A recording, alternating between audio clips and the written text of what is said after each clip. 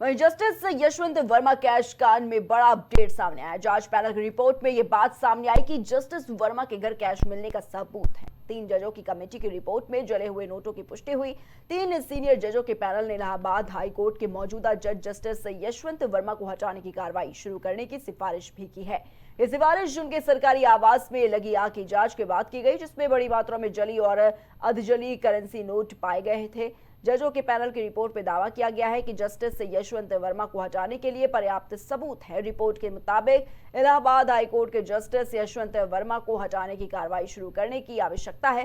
तत्कालीन सीजेआई ने 3 जजों की कमेटी गठित की थी। गठित 3 जजों की समिति ने 10 दिन में 55 गवाहों के बयान दर्ज किए थे। समिति की ओर से जांच के कम से कम 10 गवाहों ने जले हुए या आधे जले जो नोट हैं वो देखने की बात स्वीकार की है।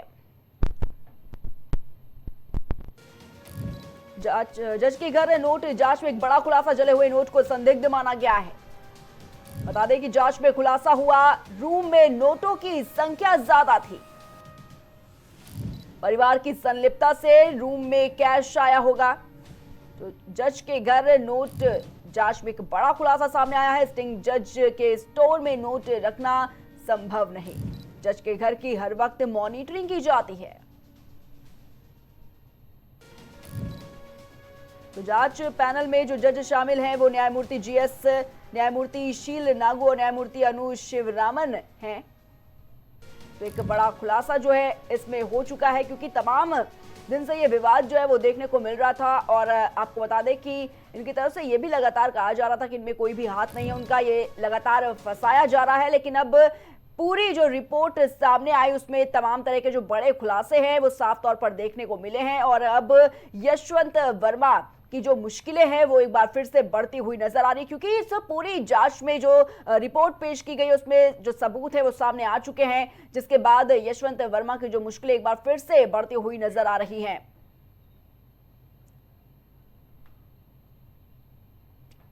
आपको बता दें कि अब जो सबूत सामने आए उसके बाद जज को हटाने की मांग लगातार की जा रही है। साथ ही 3 सीनियर जजों के पैनल ने इलाहाबाद हाईकोर्ट के मौजूदा जज जस्टिस यशवंत वर्मा को हटाने की कार्रवाई शुरू करने की सिफारिश की। और यह सिफारिश उनके सरकारी आवास में लगी आग के जांच के बाद ही की गई है, जिसमें बड़ी मात्रा में जली और अधजली करेंसी नोट भी पाए गए थे। जजों के पैनल की रिपोर्ट में यह दावा किया गया है कि जस्टिस यशवंत वर्मा को हटाने के लिए पर्याप्त सबूत हैं। और रिपोर्ट के मुताबिक अगर बात की जाए तो इलाहाबाद हाईकोर्ट के जस्टिस यशवंत वर्मा को हटाने की कार्रवाई शुरू करने की आवश्यकता है।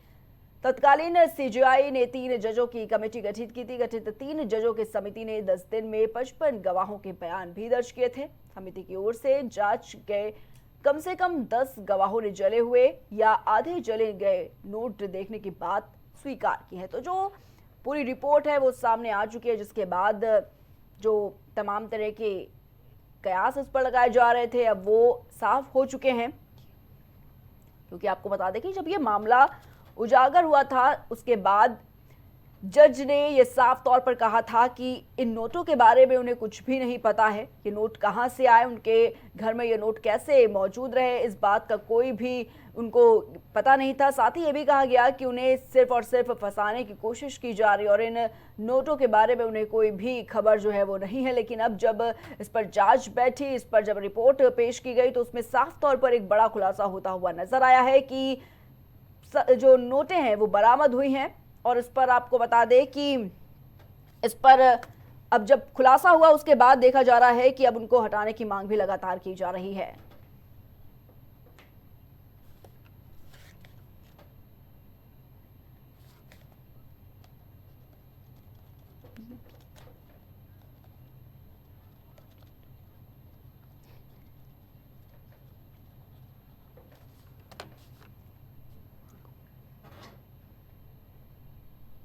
तो रिपोर्ट में खुलासा हो चुका है। मुश्किल में अब यशवंत वर्मा जो है वो साफ तौर पर नजर आ रहे हैं, क्योंकि उनका साफ तौर पर कहना था कि कोई भी जो ये खबरें बन रही हैं वो पूरी तरीके से बेबुनियाद हैं। उनको कोई भी खबर नहीं थी, उनको फंसाने की कोशिश की जा रही थी। लेकिन अब जब जांच हुई, जब रिपोर्ट पेश की गई तो उसमें तमाम तरह के बड़े जो खुलासे हैं वो देखने को मिल रहे हैं।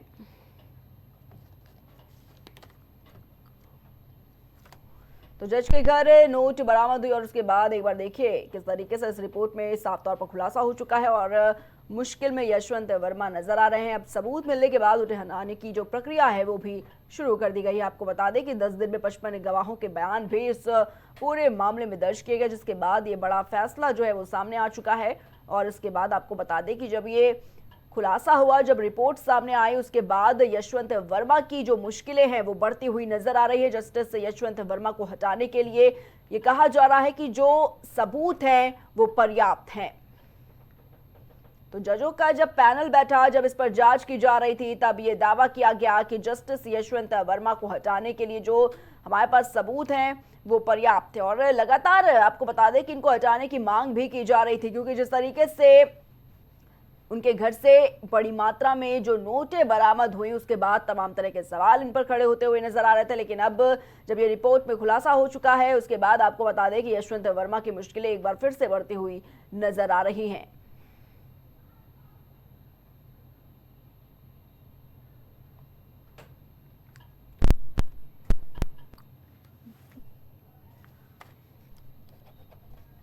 और इसी खबर पर हमारे साथ रिटायर्ड जज वीडी नकवी जी जुड़ चुके हैं। वीडी नकवी जी, बहुत बहुत स्वागत है आपका। सबसे पहले जी नमस्कार जी, थैंक यू जी। वीडी नकवी जी, जिस तरीके से लगातार देखा जा रहा है, यशवंत वर्मा का जब ये केस बढ़ता हुआ नजर आया, उनसे जब सवाल किए जा रहे थे, उनका साफ तौर पर कहना था कि इससे कोई लेना देना नहीं है। जब ये नोटें बरामद हुई, उन्होंने कहा कि इन नोटों के बारे में उन्हें कोई भी जानकारी नहीं है। लेकिन अब जब जांच बैठी, इस पर टीम गठित की गई, पैनल जो था जज का, पूरी रिपोर्ट में दावा किया गया है कि ये जो पूरे सबूत मिले हैं वो सही हैं और अब जस्टिस यशवंत वर्मा को हटाने के लिए भी पर्याप्त सबूत की बात जजों के पैनल ने की है। जी जी जी जी बिल्कुल रिपोर्ट आ गई है और रिपोर्ट सबमिट हो गई है जी। और अब उनसे कहा गया था कि वो रिजाइन कर दें, लेकिन उन्होंने रिजाइन करने को मना कर दिया। तो इसलिए अब उनके खिलाफ इम्पीचमेंट की प्रोसेस होगी। इम्पीचमेंट का प्रोसेस ये है कि पार्लियामेंट जो है उनके खिलाफ प्रोसीड करेगी और जिसके लिए 100 मेंबर ऑफ पार्लियामेंट उसको प्रोसीड करेंगे और ज्वाइंट सेशन होगा राज्यसभा और लोकसभा का, और उसमें जो आर्टिकल 217(1)(b है उसके तहत ये कार्रवाई की जाती है और आर्टिकल 218 दो आर्टिकल है हमारे संविधान में, हमारे आईन में, जिसके हिसाब से, जिसके अनुसार उनके खिलाफ रिमूवल की कार्रवाई होगी। मैं ये समझता हूँ कि उनको रिजाइन कर देना चाहिए था उस कमेटी रिपोर्ट के बाद, लेकिन शायद मुझे भी लगता है कि इम्पीचमेंट का प्रोसेस उनके खिलाफ गवर्नमेंट को चलाना होगा और रिमूवल जो है प्रेसिडेंट ऑफ इंडिया अल्टीमेटली उसको करेंगे। उसका एक प्रोसीजर है जो पार्लियामेंट में होता है, एक मोशन मूव होता है, उसमें 10% ऑफ द मेंबर प्रेजेंट करते हैं।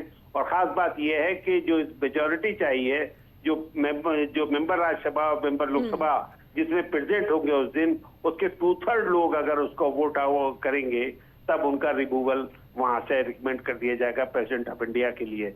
ये हमारे जुडिशरी के लिए, इंडिपेंडेंस के लिए ये एक टफ प्रोसेस रखा गया है कि हमेशा जजेस की डिग्निटी को बचाया जाए और गवर्नमेंट के इन्फ्लुएंस में ना आए। लेकिन इट इज वेरी अनफॉर्चुनेट कि हमारे हाई कोर्ट जज के घर से इतना पैसा पकड़ा गया है जिसमें कुछ नोट जले हुए भी थे और वो पैसा कैसे उनके घर था वो उसको एक्सप्लेन नहीं कर पाए। उन्होंने अपने डिफेंस में यही कहा इंक्वायरी कमेटी के सामने कि ये पैसा उनकी जानकारी में उनका नहीं है और इस तरह का जो उनका एक बहुत लूज डिफेंस था वो फेल हो गया। अब सिर्फ पार्लियामेंट में उनको एक और मौका मिलेगा अपने आप को एक्सप्लेन करने का। उसके बाद देखिए क्या होता है। मैं ये समझता हूँ कि गवर्नमेंट को उनके खिलाफ रिमूवल की कार्रवाई पार्लियामेंट के अंदर चलानी चाहिए। जी मैडम। जी वीडी जी, ठीक है। वीडी नकवी जी, जिस तरीके से आप ये कह रहे हैं कि यशवंत वर्मा को खुद से रिजाइन कर देना चाहिए था, वो बेहतर था, लेकिन अब जिस तरीके से ये पूरी प्रोसीजर होगी, क्या कितना अलग है, कितना अंतर है दोनों में, कितनी मुश्किलें इसमें यशवंत वर्मा के लिए खड़ी हो सकती है, थोड़ा जानना चाहूंगी आपसे। देखिए ऐसा है कि हमारी जुडिशियल हिस्ट्री में कई जजेस के खिलाफ ऐसा हुआ है। दिल्ली के एक हाई कोर्ट जज थे, उनका मिसकंडक्ट पाया गया था तो उन्होंने रिजाइन कर दिया था। बाद में उन्होंने जेल में जाकर उनकी बेल हुई, जो कार्रवाई चली। कई ऐसे मिसालें हैं हमारे पास। पिछले दिनों एक जस्टिस शुक्ला थे और जस्टिस कुद्दूसी थे, उनको भी वो रिटायर्ड हो गए थे, उसके बाद उनके खिलाफ कार्रवाई हुई।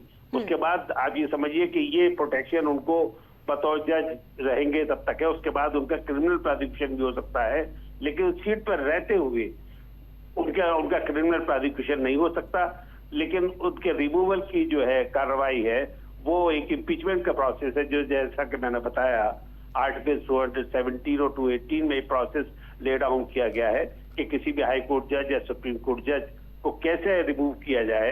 ये मैंने कहा अब तक, ताकि हमारे हिंदुस्तान की पब्लिक ये समझ सके कि सिर्फ ये कार्रवाई इतनी टफ प्रोसेस सिर्फ इसलिए है कि जुडिशरी इंडिपेंडेंट रहे, लोगों को ह्यूमन राइट्स और फंडामेंटल राइट्स हमेशा उनकी गारंटी होती रहे। लेकिन अब ये बहुत ही अनफॉर्चुनेट है कि उनके पास से इतना पैसा पकड़ा गया और उससे बहुत बदनामी हुई जुडिशियल इंस्टीट्यूशन पर। एक बदनुमा दाग है हमारे जस्टिस यशवंत शर्मा। मैं ये कह रहा हूँ उन्होंने रिजाइन कर देना चाहिए, कि कई जजेस ने रिजाइन भी किया। जो जस्टिस भागुनाथ थे, जो बॉम्बे हाई कोर्ट के जज थे, उनके खिलाफ एक करप्शन का मामला आया सामने, तो चीफ जस्टिस ने उनसे कहा कि आप फौरन रिजाइन कर दें, otherwise you have to face the consequences, you have to face the abuse of your conduct of your act. तो उन्होंने रिजाइन किया और वो चले गए। बात तो वो पॉलिटिक्स में रहे और चीफ मिनिस्टर भी बने वहां के उत्तराखंड के। खैर ये एक अलग बात है। और दूसरे जस्टिस मुखर्जी थे, ऐसे कई अभी मुझे नाम याद आ रहे हैं जिन्होंने ऑनरेबल चीफ जस्टिस की इस एडवाइस को माना। लेकिन जस्टिस वर्मा इतने एडमेंट हैं कि वो नहीं मान रहे हैं। तो मैं समझता हूँ इम्पीचमेंट का प्रोसेस उनके खिलाफ होगा और उनका रिमूवल तकरीबन सर्टेन है। और मुझे उम्मीद ये है कि मेंबर पार्लियामेंट जो हमारी गवर्नमेंट है उस रिपोर्ट के बेसिस पर उनके खिलाफ कार्रवाई करेगी। जी बिल्कुल वीडी नकवी जी, जिस तरीके से जब ये खबरें सामने आती हैं, जब एक जस्टिस के घर से इतनी बड़ी मात्रा में नोट बरामद होते हैं, कहीं ना कहीं लोगों के मन में तमाम तरह के सवाल खड़े हो जाते हैं। कहीं ना कहीं जब जुडिशरी है उस पर से भरोसा उठने लगता है करप्शन को लेकर। देखिए, जुडिशरी का आखिरी दरवाजा है हिंदुस्तान के किसी भी कमजोर आदमी के लिए ताकतवर से टकराने का, अपने राइट्स के खिलाफ अपनी राइट्स का ग्रीवांस होने में उसमें कंप्लेंट करना है ओनली डोर। उसके बाद तो फिर भगवान के घर है। तो हमारे सिस्टम में एक जज है, एक जुडिशरी है, जिसको उम्मीद रहती है और इस वजह से इस इंस्टीट्यूशन पर एक बदनुमा दाग लग गया। आप ये समझिए कि इम्पीचमेंट के अलावा कोई रास्ता ही नहीं है उनको किसी भी तरह से एडजस्ट करने का या कोई भी उनको रियायत देने का। उनको दिल्ली हाई कोर्ट से ट्रांसफर किया गया जी इलाहाबाद हाई कोर्ट, और वहां भी एडवोकेट्स ने रेजोल्यूशन पास कर दिया कि हम कोई काम उनकी कोर्ट में नहीं करेंगे। इसलिए अगर वो जितने दिन भी रहेंगे वो खाली बैठे रहेंगे चैम्बर में, उन्हें कोई जुडिशियल वर्क नहीं दिया गया है, उनके पास जुडिशियल वर्क विड्रॉ कर लिया गया है। तो इन हालात में पब्लिक कॉन्फिडेंस को रेस्टोर करने का एक यही तरीका है कि उनको इम्पीचमेंट के जरिए उनको जुडिशरी से निकाल दिया जाए, ताकि पब्लिक का कॉन्फिडेंस रेस्टोर हो सके। ये सारा मामला ट्रस्ट का है, जुडिशरी का मामला बिल्कुल ट्रस्ट का है और ट्रस्ट बाकी रहना चाहिए और उसका इकबाल रहना चाहिए लोगों में, ताकि हमारे मुल्क के समाज के अंदर लोगों को न्याय मिलता रहे। वरना सारे न्याय के दरवाजे बंद होने के बाद एक कंट्री के अंदर एनार्की होने का खतरा है, फिर कोई किसी की बात नहीं मानेगा। तो ये हमारा रूल ऑफ लॉ और हमारी डेमोक्रेसी, हमारे राइट्स, हमारे ह्यूमन राइट्स, हमारे फंडामेंटल राइट्स एक मजाक बन के रह जाएंगे। तो ये समझिए कि हम जो जज जो है सिर्फ कोर्ट में कहता है अपनी जबान से, कोई इसको पुलिस को ऑर्डर नहीं करता जाइए आपको जेल भेजा जाता है, और लोग खामोशी से झुका के जेल चले जाते हैं और बाउ डाउन कर देते हैं बिफोर कोर्ट के सामने। तो ये है हमारी एक जुडिशरी जो दुनिया में एक मिसाल लगती है। लेकिन अब आम के जो 2-3 चीजें ऐसी हुई हैं जिससे हमारी बदनामी हुई है, हमारे देश की बदनामी हुई है, हमारी सुप्रीम कोर्ट की बदनामी हुई है। इसलिए बहुत जरूरी है कि उन पर जल्द से जल्दी कम टाइम में उनके खिलाफ कार्रवाई करके उनको रिमूव कर दिया जाए। जी मैडम। ठीक है वीडी नकवी जी, बहुत बहुत शुक्रिया आपका हमारे साथ जुड़ने के लिए।